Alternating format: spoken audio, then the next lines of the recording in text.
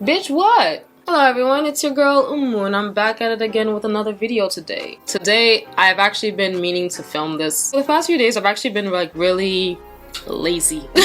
I've been really lazy. I didn't really want to film anything. I've literally just been caught up in like murder mystery documentaries like a psychopath because I have an unnatural obsession with serial killers. Today, we're going to be doing a Beatdown breakdown. And if you don't know what Beatdown breakdown is, basically my series on my channel where I do my makeup while at the same time breaking down various movies, films, books. Even if I ever get to do books, I don't know if I will. And honestly, this week I actually wasn't planning on doing this particular movie, if you guessed by the title. I actually was planning on doing something like Halloween related, but as I was actually going on my Amazon Prime Video account, I happened to stumble upon something on my home screen and then I said, bitch, what? Now, I'm not sure if I'm the only person, but I was actually genuinely surprised to see that they made a second movie after this disaster. If you have no idea what I'm talking about, we're going to be talking about today doing a Beatdown breakdown of the 2020 film After We Collided. After We Collided is a subsequent film to the 2017 movie, which was titled After, starring whoever and whoever. I don't know who was starring in it again, I forgot. Ugh. But yeah, as I was going through my Amazon Prime account trying to find Drag Me to Hell to watch to do a Beatdown breakdown of it, I got bamboozled by this being dropped on Amazon Prime as well, and I just said, y'all made a second movie? For what? We didn't ask for this. And so today I'm here to sacrifice my soul talking about this film. It took me a good 3 days to actually attempt to even watch it because oh my god, the movie itself is a disaster like no other. It really is. That I actually had already read the first 2 books in their entirety, and I read probably like 25% of the 3rd book, and then I said to myself, I am not gonna torture myself any longer reading this story because it is stupid. If you don't know anything about the After series, it's basically just like a book series heavily inspired by Twilight. As you can imagine, most of these movies and books are, really, to be honest. Basically the catalyst to all of these stupid ass teen movies. You usually have the same exact kind of tropes in all the movies. You would have a young innocent girl, and then she happens to fall in love with a brooding, dark, mysterious man, and then there's a whole bunch of unnecessary drama that just happens in the story. And like I said, I had already read the first 2 books, and I read part of the 3rd book, and I just couldn't stomach it anymore because I hated literally every single person in this story. Everybody in the book and in the movie is even worse, but in the book in particular, everybody is horrible. And now just to quickly break down the first After film, basically centers around a romantic relationship between a girl named Tessa. She's innocent, young, she's a virgin, and she happens to meet this mysterious, dark, brooding person with a British accent. I can't do a British accent, so nobody judge me, okay? But I'm gonna be making fun of his accent because I actually hate the way he acts. They go through the same kind of romantic relationship tropes that you would expect a stupid ass story or even book like this to actually have. They end up falling in love with each other. She ends up giving herself to him. That all ends with the whole relationship being burst out into the open by their friends or something, and it was something about like a bet of taking her virginity, and that he never had any real intentions of actually falling in love with her, but alas, he did manage to fall in love with her anyways. Stupid ass story, but we're gonna continue with this anyways. Tessa is still stupid and annoying. Hardin is still abusive, let's be honest. He's actually a legitimate piece of shit. Speaking of Hardin's character, I gotta say this, right? If you think that Hardin in the movie is actual trash, he's nothing like in the book. In the book, he's an absolute utter nightmare that I don't even know how is it that this story has somehow garnered such a large audience and fan base enough that it was turned and published into a book, because it's originally a Wattpad fan fiction turned into a book, then turned into a movie. I don't know how we got here, okay? The movie opens up with this long ass monologue of Hardin, and I his accent so much. He is British, but it actually does not sound like he's British. As you can imagine, the second movie actually picks up from the first movie, in which Hardin and Tessa have split up after she has discovered the news of him making a bet to take her virginity while she was actually falling in love with him. We get an opening scene really that's very inconsequential right now. A homeless man approaches Hardin in search of someone, and Hardin, in his usual behavior, tells him to off. And this character is not gonna be important, but guess what? We're gonna find out that he's gonna be important in the very end, which was just stupid. Tessa is on her way to her new publishing job. You know, she looks like she's having her life kind of back together type of thing, despite having to have like a really hard relationship breakup with a dude that was complete and utter trash. I don't even know how she fell in love with him in the first place, to be honest. And we get introduced to Dylan or Cole Sprouse. Which twin is this again? Like, which twin is this again? Because I know this is Cody. Okay, I know that from the show. I know that he is Cody from The Sweet Life of Zack and Cody. We get a scene in which they meet each other, and as you can imagine, they're going to have some sort of flirtationship-ish relationship. Actually, I did say I hated everyone, but I think that honestly, Cody might be like the only person in this film that I actually could tolerate. There's the girl Kimberly, who is played by, what's her name again? Something King. But her name is Caroline the Vampire Diaries, and I remember that. Actually, also, interesting enough, like, I actually tried to watch this with my best friend, Janaisha. Like, legitimately, like, 20 minutes into the film, we both said, we can't watch this. Like, it's a disaster. So that's why it took me nearly 3 days to actually muster up the courage, I would say, to actually watch this film. She's doing some sort of assignment on her first day. She ends up sleeping over the entire night. And the next day, in her same outfit, she's gonna be wearing to go to like a business meeting, conference, business trip or something. I don't know, I don't really care. Dinner, business meeting thing or something like that. But while she's getting ready, we end up finding out that Kimberly is actually in a relationship with the CEO of the company, whose name is Vance or Christian Vance. That's his name, Christian Vance. And they're in a relationship with each other. And I just want to know, where is HR? Because what the hell? I don't care if he's the CEO or not. I don't care if this is his company. I'm pretty sure that's actually inappropriate AF.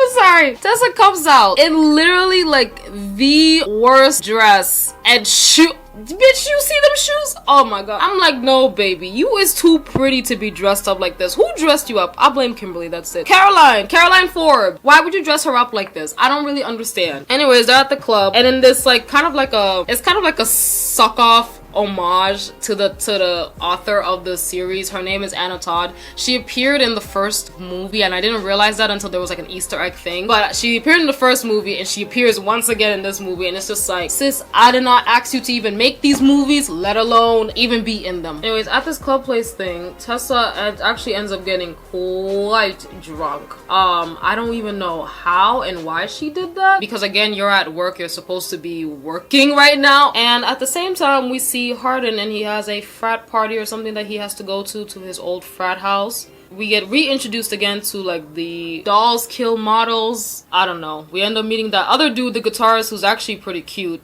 I'm not gonna lie, yeah, he actually is cute. He should have been cast as Hardin, I'm sorry.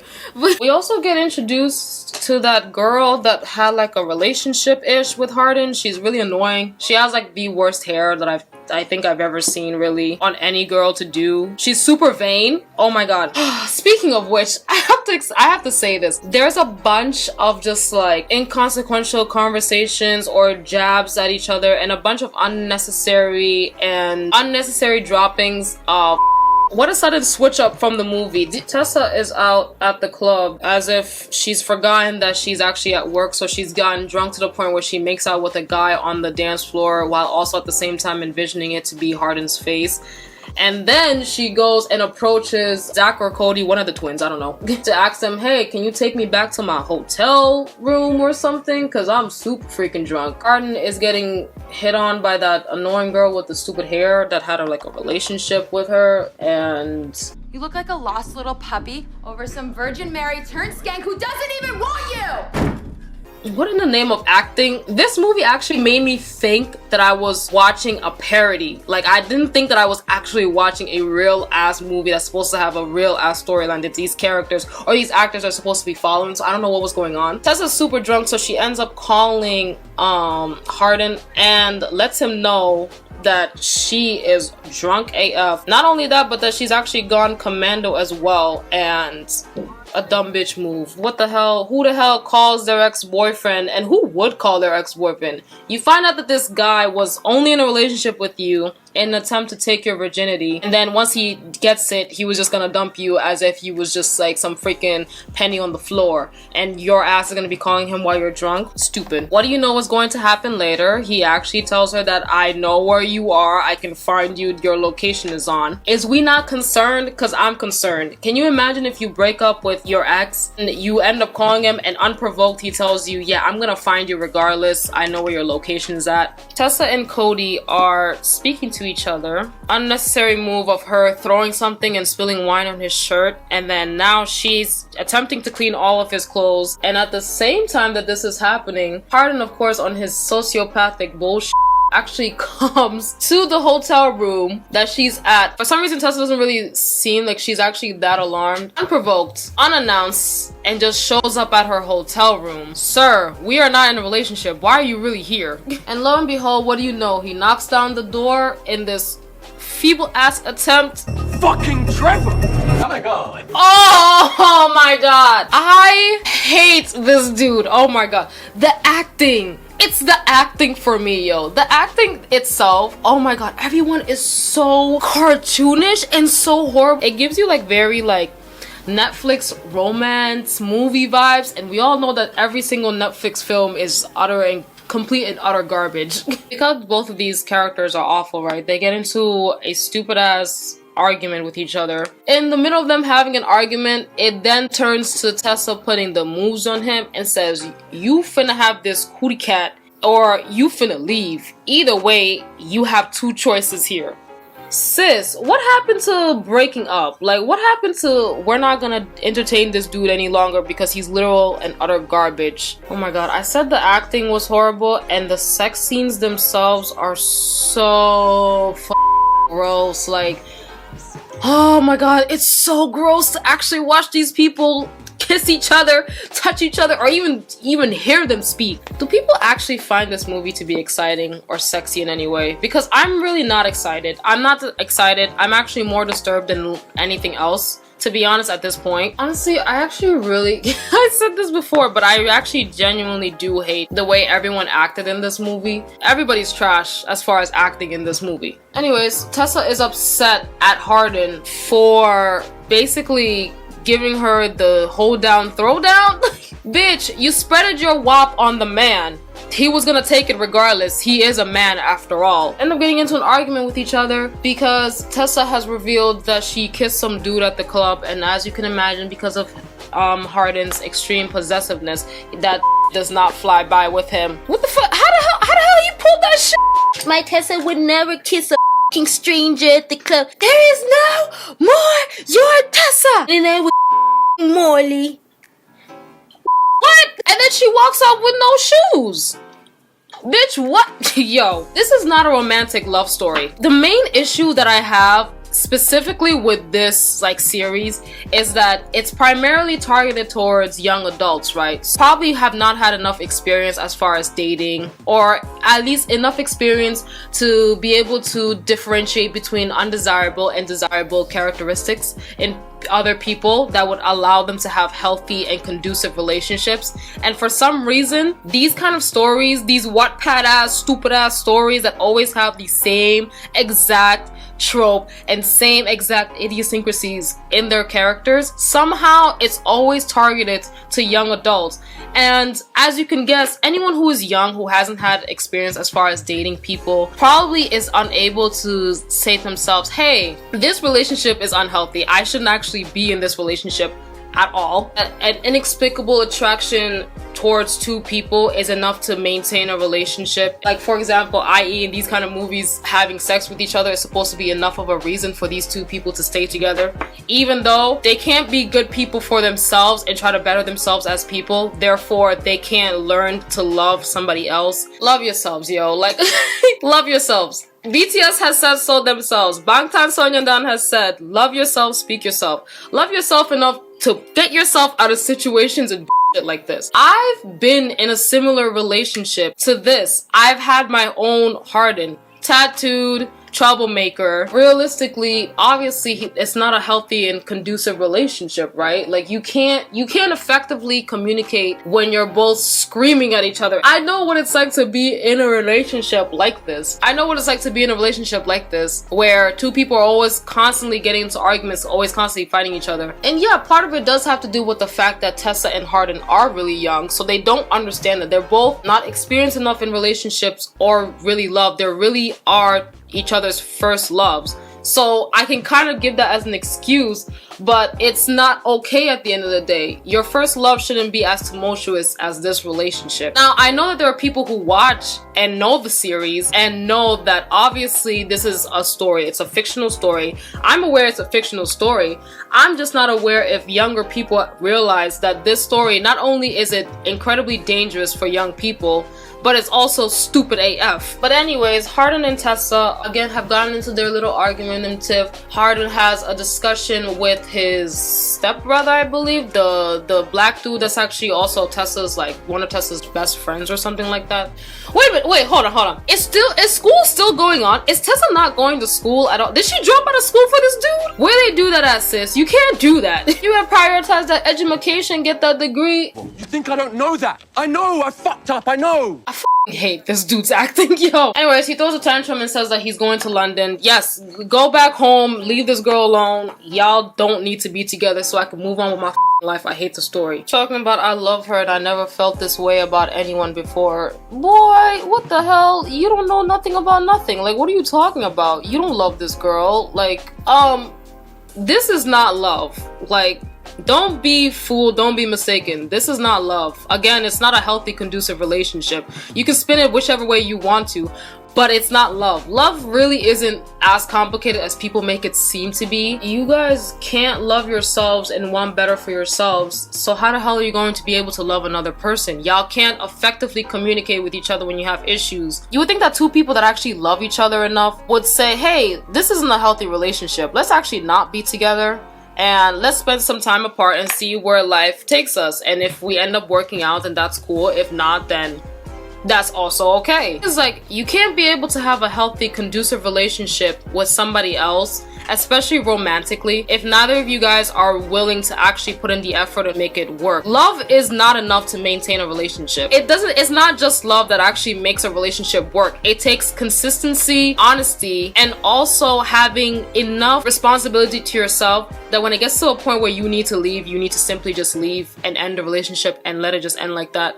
So Tessa kind of just drives me crazy as far as that. There's not enough love in the world that makes me stay with someone that obviously isn't good for me. Anyways, I'm moving on with the story. As far as Cody, he went out of his way to make like a business plan thing for Tessa because he realized that she's spending way too much money on Ubers. She's super excited to the point where she actually ends up giving him a kiss in her moment of excitement. Sis, just stay single. Like, just, what are you doing? Anyways, Tessa ends up at the apartment. She's going through and reliving all the memories that she shared with this trash-ass, abusive-ass man. Hardin actually stops by the house, but he's actually accompanied by his mother, who is visiting from England. She's come to visit both him and Tessa. And she's under the impression that these two people are still together in a relationship. Tessa's just like, why didn't you tell your mom that we ain't together? Sis, why don't you tell his mom that y'all are not together? Why does he have to do it? Tessa and Hardin have to share the same bed because Hardin's mom is in town, and who would have guessed that led to them again having some freaky deaky time down in the... It's so gross. Oh my god, every time they set themselves up for failure. Every single time they always set themselves up for failure. Y'all are nasty. Anyways, in the next morning, Tessa has to leave to go back home. Tessa ends up back home. She ends up seeing her ex-boyfriend that she cheated on in the first movie. Her ex-boyfriend Noah brings up the fact that there's something going on with her father. Tessa, I guess she's worried, thinking that her father may be actually dead. As it turned out, she calls her mom, and her mom ends up letting her know that her father has popped up back into their lives and is out here in these streets so to speak. Tessa's upset about her mom keeping this a secret that her father is coming back into their lives and is asking about her or whatever like that. And her mother is trash also and brings up something about like the relationship that she has with Hardin. And Tessa is so emotional and so distraught that she actually ends up going back home to Hardin. Hardin, very much like Christian Grey from 50 Shades of Grey, also deals with nightmares and has had a traumatic experience when he was a child of seeing his mother get sexually assaulted by a group of men. And yeah, while what Hardin did go through is actually pretty traumatic, I can't imagine ever seeing something like that as a child, if something like that were to ever happen to my mother or anybody in my life. But it doesn't excuse any of his behavior as an adult, because they're in their late teens. He should have gotten some form of therapy. Or it is Tessa's birthday, and Hardin decides to give her the gift of doing whatever it is that she wants to do on her birthday. And that includes ice skating, it includes yoga as well. Back home after the yoga session and end up schmanging it out in the shower. Y'all are nasty. I hate. Oh my god, like another thing about this movie too is that it's so mind-numbingly boring. Like it's so it's such a boring ass film to watch. Even if I never had read the book, I would still be genuinely bored by everything that's going on. Like, anyways, Hardin gives Tessa like what's it called again? That tablet thing? A Kindle. There we go. Gives her a Kindle because they have a shared interest or shared love in reading books. Which, by the way, I freaking hate, because am I supposed to find this dude romantic because he knows how to read?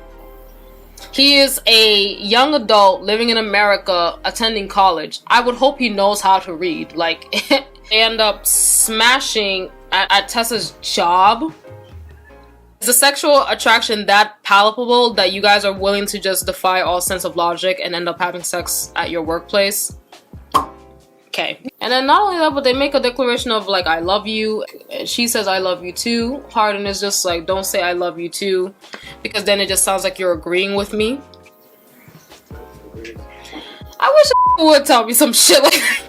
I'd be like, okay, never mind, I don't love you then. Anyways, I think the next day or something is like a Christmas Eve dinner thing that they have. Hardin's father, who is the chancellor of the university that Hardin and Tessa's supposed to be attending, and the last time that Hardin's mother and Hardin's father ever saw each other was 15 years ago, or 10 years ago. It's supposed to be like, boom, reconciliation, just like that. And Hardin is, of course, mopey and being a little bitch about it. He's so hurt that his father has taken a liking to his stepson rather than to him, that he ends up getting drunk, making an embarrassment of himself and his family.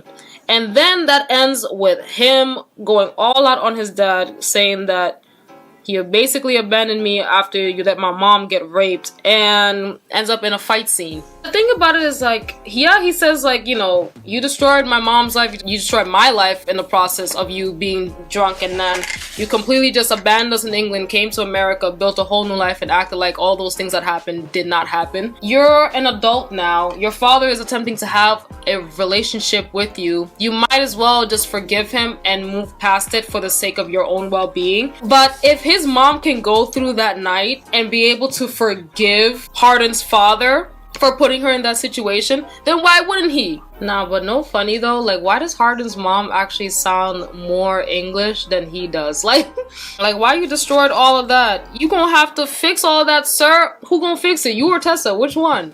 Tessa comes back to find the apartment basically trashed and him moping and being sad and in his feelings.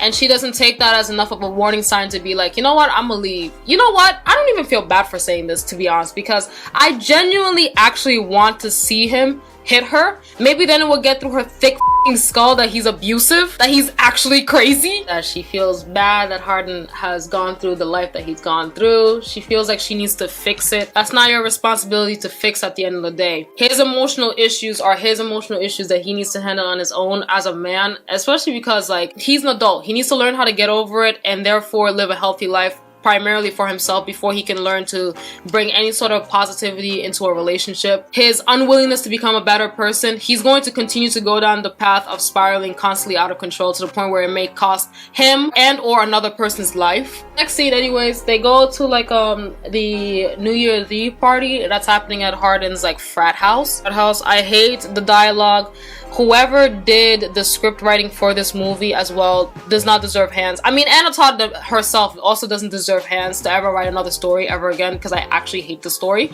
But anyways, let me speed this up because we dragging this shit at this point. At the party, there's a girl that Hardin approaches that he wants to speak with her about whatever it is that happened between them. And the chick, who was her name again? Molly. She's like upset that Tessa's there even at the party. That's led to like them having like a standoff with each other in which they throw these stupid ass jabs about what? I really don't know. Like what is really the issue at this point? And Tessa calls her out for being a slut, and then they end up in a stupid ass fight. White girls can't fight. Like, is this how white girls fight? I thought that white girls had more hands nowadays. Like, stupid bitches. But you know what? That doesn't matter, because what actually does happen in like the very next scene is that Tessa and Hardin end up smanging it out. Tessa goes to the restroom and Hardin happens to go look into her phone and sees a text message from Trevor in which basically like says Happy New Year. Nothing has happened. Like, they're both they're co-workers. I feel like he should be allowed to tell his co-worker as well happy New Year. I don't think that's really a big deal at all. Hardin is so upset that he goes downstairs and tries to walk away from this whole situation, and he actually gets stopped by that girl that he initially had spoken to earlier in the party. And Tessa sees that and thinks that Hardin has somehow cheated on her, which then leads to her actually kissing a random dude at the party. Why would you why would you do that? Tessa, what the fuck? And oh my god, literally the entire movie is just like them having like these situations of like misunderstanding things that are said or things that are done, getting into their heads and assuming the worst automatically instead of actually effectively talking to each other and say, hey, I noticed this, what's that all about? Do you want to tell me about it? Again, there's no healthy dialogue between these two people, and I don't know why they're still together. And of course, because of that, they have issues with each other, in which Tessa feels as though she doesn't trust him. But I mean, sis, you took him back. You might as well just forgive whatever it is that he did at this point, and y'all can just move on and just try to have a healthy relationship. Tessa wakes up the next morning after that whole fight, and she's worried and concerned about where Hardin is, to the point where she takes her car out to try to drive and look for him in these streets. And then that ends up with her not paying attention to the road, and she ends up getting into a car accident and crashes her car.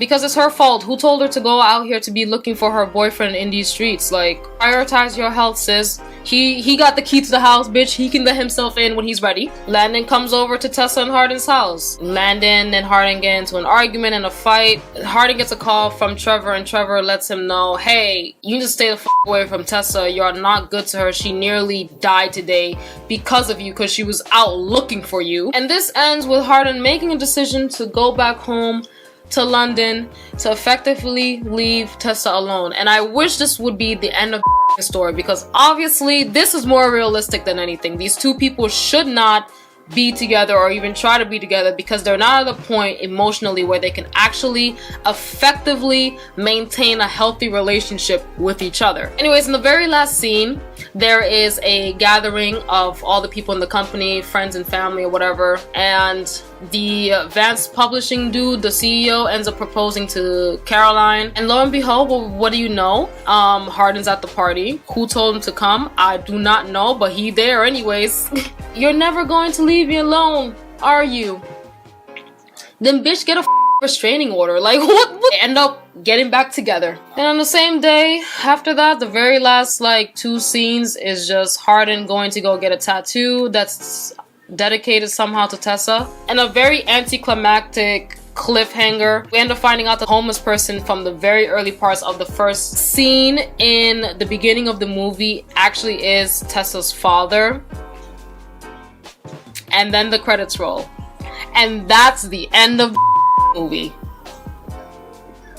This movie was a lot to actually have to talk about. Actually, it wasn't that much to talk about because I skipped over like a majority of everything, really, because it's so stupid. It's mind-numbingly boring. It's so uninterestingly unsexy, and it's also just like, it's almost filmed like it's a parody. Like, it's not filmed as if I'm watching this and I'm being like, oh my god, like I can totally get into this story. The acting the scenes, the soundtrack, the characters. I hate everybody. Like, I don't know what else to say about this movie really, other than it was horrible. Miss Anna Todd. Can I call you Anna? I beg of you, please. I will give you my life savings if you no longer make any more movies. I want this to be the very last movie of the After series. The moral of the story is this, right? That love is not enough. And I don't know if Anna Todd has realized that, and that's why she's trying to make this series. But it's not sexy, it's not exciting, it's weird. It's a stupid, cheaply ass made movie that make it seem like Netflix had something to do with it. I hated it. I hated every part of this movie. But that's basically just the end. If you like this video, please do like this video. Please comment any opinions on this movie. Did you like this movie?